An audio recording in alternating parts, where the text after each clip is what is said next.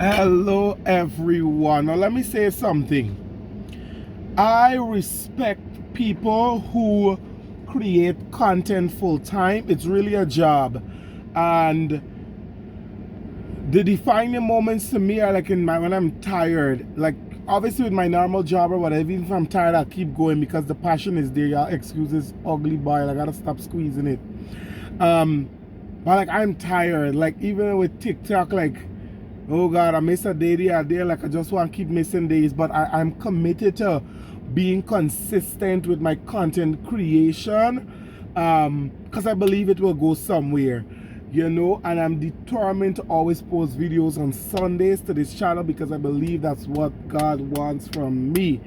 Today is I don't even know what day it is today. Let me see, Thursday was the 16th, Friday, Saturday, Sunday, 17th, 18th, 19th. Oh, today's the 19th of May 2024, because time stamping these videos are important. Now it's 7:25. I'm recording this from my car because I'm too lazy to go over to church. I had a good afternoon rest. I ain't able to go over and set up. But anyways, so what was this past week like for me? I was on some medical, there's something with my back that I'm praying for complete healing for. But these back pains would flare up. When I went to the doctor, I did x-ray, what is this thing called? Oh my God, x-ray. I did an ultrasound to see if I have gallstones and nothing. All right, but it's called acute lumbalgia. So it's like this pain in the lower back. And I find whenever like I exhaust myself and do a lot of physical things, or just even like exhaustion, to be stressed and so on, it flares up. And I needed a couple of days home. I'm not gonna lie to you all, I wish I got to like sleep more, but I didn't. But it is what it is. And I ain't gonna lie to y'all, of the 5 days working days that I was home, 2 of them I really got to spend by myself. The other 3 days my siblings were home, so that didn't go as planned, but it was all right. I'm a person though, I find I can't be away from work too long. I really love being productive, so I gotta be out. So I'll be heading back to work tomorrow. It's very much a controversial, this about bothering me, It's a controversial time right now in education in Guyana, given that the strike is on, the teacher strike is on. And I'm an empath, and sometimes it has have me in a middle ground that is not always good, because I believe we're living in a time where sometimes we gotta like pick a side. You can't play in both sides. In that, as much as I agree, and I will never say no to more money for teachers, I think there's a way to go about it. And I feel like both ends, I've said this before, Ministry of Education and the union is like, everybody, this is what I'm standing for, this is what I'm standing for, fine. But if we're going to negotiate, we have to meet each other halfway, which means some things I'm holding on to, I have to let them go. Some things I'm holding on to, I got to let them go. And we must always ask ourselves why. When it comes to education, we have to think about our children. They've already lost a whole month of learning last term, and only God knows how long again it's going to be, because the strike has already been 1 week. This week going into week 2, Thursday is going to make 2 weeks. What is really going on? And it feels like these parties, these people are holding advancement hostage. But listen, I'll be back at work. I pick a side. Yes, I'm a part of the union, but I'm going to go back to work. I'm going to go back to work. I have my classes to teach. I messaged my grade 10s already, and I'm expecting them to be out, because last term I got a very great attendance during the strike, and I expect that again. The only class that I'm not, hey, oh my God, did y'all call that? Y'all see the just boss? Oh my God, oh my God, oh, GKKKK. Ah! Oh my God, Jesus, this is bothering me. Jeez, it's like a hard, but now you get I almost get flat. Ooh, all right, sorry about that, but it was really bothering me. I gotta get this car cleaning this week. My God, I don't want to see the inside of this car. Anyways, getting back on track. I've made my decision. The only class I'm not sure, the grade 9, I teach them 2 subjects. I'm not sure if they're going to come up to school, but if I get a good set of them, I will go ahead and teach them as well. So that's that. I'll be returning to work tomorrow. But let me tell you something about last week. So my friend called me and said one of her friends went into Ministry of Education and learned that her contract was adjusted from 5 years to 3 years. So she said she think we eligible for that as well. I was so excited because, like I've always said, sometimes I feel like my contract is holding me hostage. I was happy. I called ministry the next day, and the clerk I spoke to was like, yes. So I went in with my contract. The girl wrote up a form. I went upstairs to the admin department. They adjusted it, and then I have to go downstairs now for the letter that officially says I'm free. It so happened that day, the person that had to sign that letter was in a meeting. So she asked me if I could come back at 1. I said, actually, no, I'm leaving to go home, but I'll come back the next day. When I returned the next day, only to hear, so all this time I'm excited, I'm happy, I'm feeling free. And all I keep telling myself, look at that. I'm free. But obviously, I didn't make any plans to say, okay, I'm going to migrate because I already said I have to clear these debts out. So I'm like, I have financially, I have a focus. I know that for sure. But you guys was excited at the possibilities of even like switching out from the system. Anyways, I go, and when I went in, she didn't tell me, I'm so sorry, but when I spoke to my supervisor, it was a mix-up. That's from the people that started UG from 2020. People, it's like, I hate when you feel like you're about to enter like a season of milk and honey or something good, and then you get disappointment like right at the brink of it. But for the moments I enjoyed of thinking that my contract was ending, it was a lot of joy for me, I'm not gonna lie. But that really pissed me off. Then the second thing that pissed me off in the past week, at college, my part-time job, I hear this piece. These people send back my claims from Central. The last set of people had to give their approval for the money. Return and said, put everything on one form. I was so pissed. I was pissed because they did send a directive for us to start doing all the claims on one. But that directive came, I think, late March, because for April month, I did put everything as one. So I'm thinking, man, why you can't process my stuff knowing it done reach there already? Just process it. They did not. Yeah, I hear what I'm telling you? They did not. And now I had to resubmit those documents, and now they got to be processed all over again. When I tell you I was pissed, I was so pissed because I was hoping to get some of that money at least, I said May, June, at least my money could start flowing in. Because like I told y'all, I'm a person, I don't know how a lot of people do it with a lot of debts. I don't like debts weighing on me. So I can't wait to clear my UG bill. I can't wait to clear my this little loan I have at course, because as soon as I'm done with that, I know car payments, we're about to double it. Because right now, obviously, I'm on track with that. I'm on track with everything. Just the UG payment, I'm behind on, because obviously the second semester, oh, there's the next talking point. My second semester ended. So officially, I went through the semester, but ain't paid the people yet for it. So I can't wait for these monies to quickly flow in to me so that I could clear my debts. I like being debt free. I don't know how some people could do it, but I love being debt free. But I know God is going to do it. I'm going to be patient.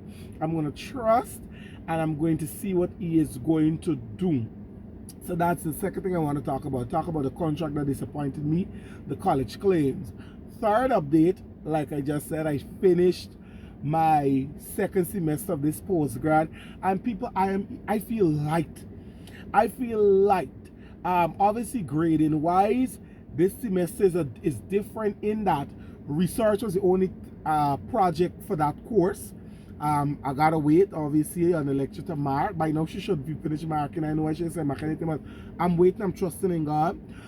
For the last exam I did, I went in with an A, right? But it was like a low A. So I need 28 out of 40 for the exam to get the A. I believe I got it, because the exam had 3 parts. The first part, but just I got 8 out of 10.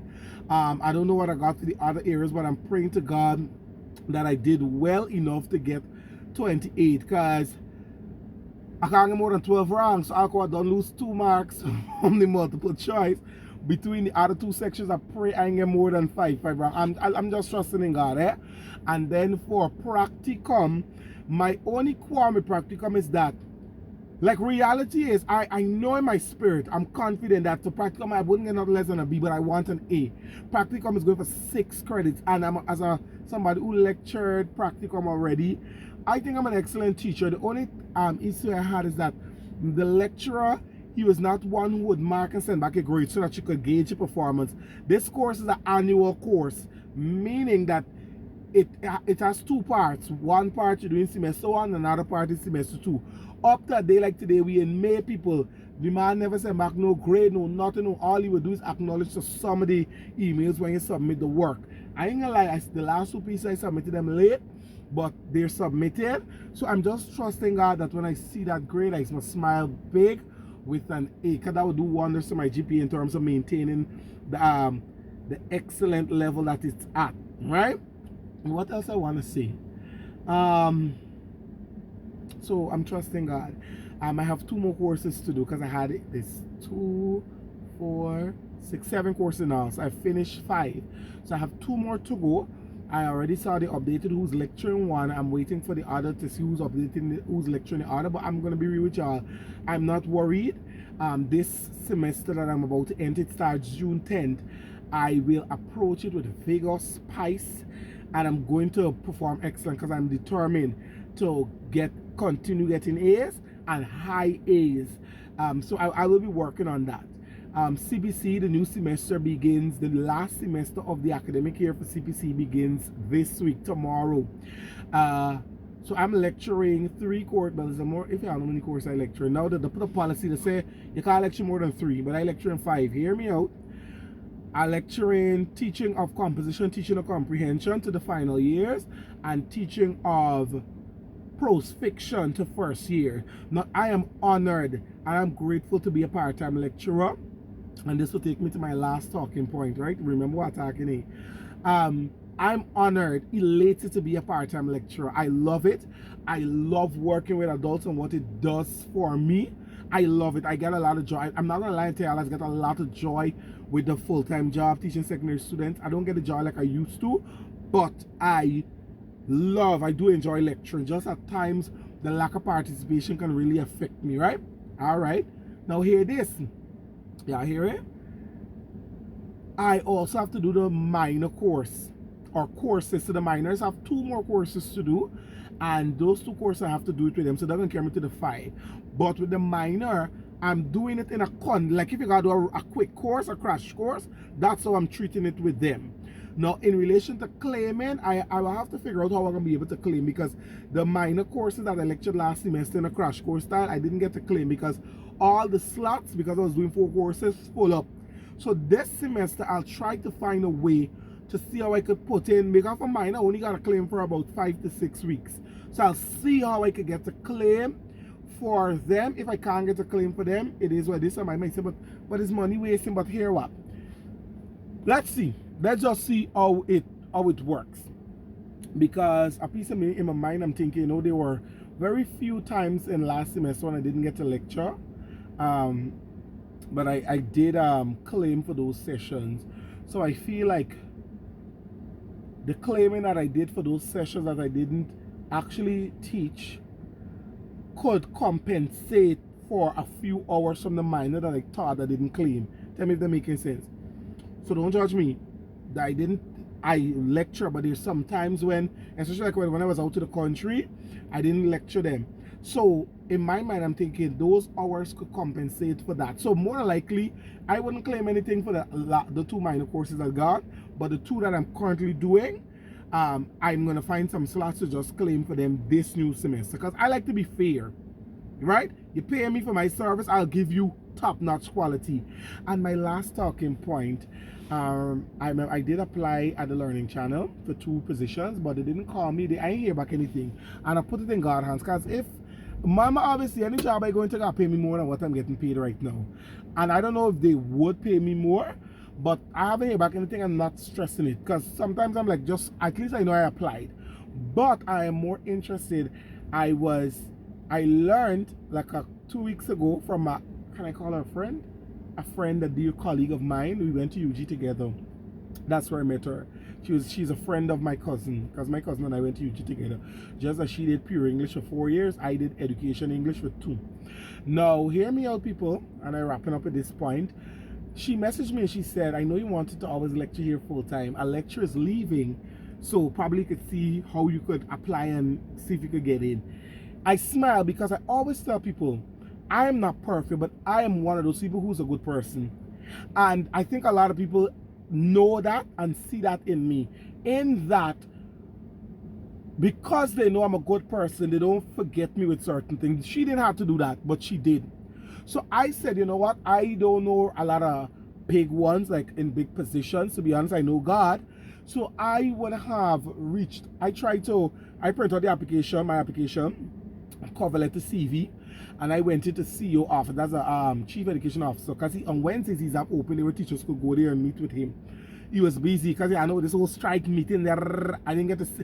I saw him. I was standing in front of his door. I didn't even realize. Talking to the secretary, and he was like, "Please excuse me." And I step aside. And as I'm saying step aside, I'm telling the guy I want to talk to the CEO. I don't know if he heard. Anyways, they let me talk. I was vexed with them. Anyways, they let me talk to the coordinator for student support services, and she was very nice. I'm not gonna lie, she listened to what I said. She wrote down everything I talked about, and she said to me, okay, go into college and find out if they have the vacancy, if it's there, and then she could see what she could do. Now, here what happened, that same day? I did the same day the next day. I went into college and the HOD for English, she said, I want to talk. I said, no problem, I come out the card. She said, she called the lecture name, left, and I want you to come out full time. So I bring an application, I run to me back, I said, I get it now. That's why you must stay ready. That was an example, now that I think about it, of a case where you stay prepared. So when preparation meets opportunities like a success, give it to her. She said, all right, I gotta bring it. It was Thursday. So I had to walk, I had to go photocopy my certificate from college, my degree, and I even print out my acceptance letter from UG, so let her know I'm doing this postgrad. I almost finished it. And I gave that to her Friday. So she photocopied and then she submitted it to the VP. Now, where I am conflicted, I don't know if I should call the woman back and give her this new update so that she could see what she could do on her end, or if I should just keep praying on it every day, release it to God, and just see how things work. I don't know. That's where I'm conflicted, because I'm also in a season in my life where I want to really be obedient to what God wants to do. You understand? Because like I feel like if anything is to pop off artistically for me, that I would just flow into that. But I don't want to make a rash decision. But like I have said before, I do feel like God is leading me to complete this contract, to honor it out, because I guess there's still more things I need to learn, a life experience to glean from before I branch into what's next for me. So let's see. I don't know what I'll do. I'm going to keep praying and I'll see. Because here is the truth. I don't want, how do I put this? I don't want to, let's say I reach out to her and she really liked me for the role. That's the thing. Like, I don't want to mess with what God wants to do. But I really want it to happen. I know I'm getting my hopes up again. But let's see what's going to happen. September, I don't want to be at Annadale. I'm telling you the truth. I want to be in the next working environment. So let's see what will happen. Obviously, because the strike, I think ministry put a real hold on promotion. I ain't see to say nothing about it. But let's see what's going to happen. I'll keep you all posted. I wish you all a blessed week. Feel free to like, share, subscribe, tell a friend to tell a friend. And let's see in the life of Jared, which is what I'm going to call these vlogs, what God is going to do. So